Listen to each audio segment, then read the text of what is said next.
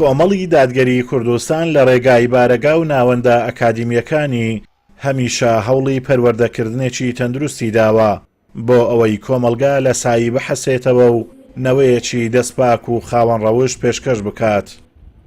هاوڵاتیانیش هەمیشە بە متمانەیەکی زۆرەوە منداڵەکانیان دەخەنە بەردەم ناوەندە پەروەردەییەکانی کۆمەڵی دادگەری بۆ ئەوەی بە ئایینی پیرۆزی ئیسلام گۆش بکرێن و ڕەوشت بەرز بن. ئەمە کۆتایی هاتنی خولێکی دیکەی هاوینەیە کە ئەنجومەنی سۆرانی خوشکانی کۆمەڵی دادگەری بۆ پەنجاکچیان کردبووەوە و بە مەبەستی فێربوونی قورئانی پیرۆز و ئادابە ئیسلامیەکان.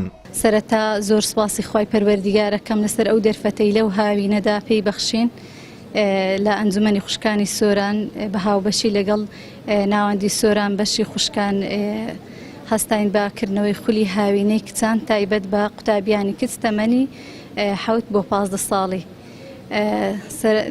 بە خۆشحاڵیەوە الحەمدوللا خەڵکێکی باش قوتابیانێکی باش ڕویان لە خولەکەمان کردبوو. سوودی زۆرم لە خولی هاوینە وەرگرت و سوپاسی مامۆستایانیش دەکەم کە ئەمیان فێری ئەو قورئانە کردو فێری پەروەردەیان کردم پەروەردەی جوان. و لێرە هەستاوین بە لەبەرکردنی قورئانی پیرۆز و خوێندنەوەی قورئانی پیرۆز لەگەڵ زانیاری دەربارەی ژیاننامەی پێغەمبەرە. پێشتر لێرە زۆر بە کەمی ژیاننامە پێغەمبەر مەزانی لێرە فێربووم و هەروەها قورئانم زۆر کە مەزانی لێرە توانیم فێر بم.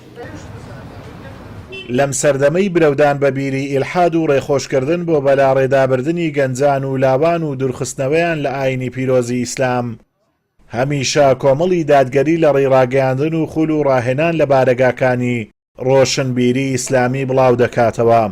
هاوکات کار بۆ گەڕانەوەی ڕەسەنایەتی و پابەندبوون بە ئایینی پیرۆزی ئیسلام دەکات بۆ ئەوەی هەمووان لە ژێرسایە و سێبەری ئیسلام حەساوە بن.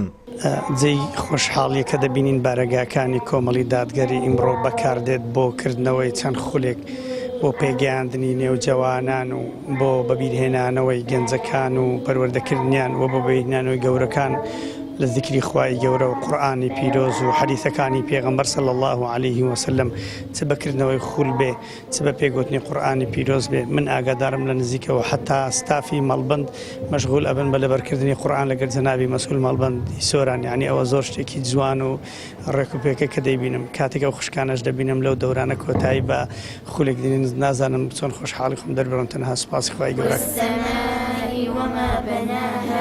پەروەردە بەردی بناغی پێشکەوتنی وڵاتانە گەرەنجی هەیە لە سەرگەشەکردنی لایەنی ئابووری و کلتوری و سیاسی و کۆمەڵایەتی بۆیە هەمیشە ئەوانەی وڵاتیان خۆش دەوێت و دەیانەوێت کۆمەلگا بتە و ڕەوشت بەرز بێت پەروەردەیەکی تەندروست بڵاو دەکەنەوە.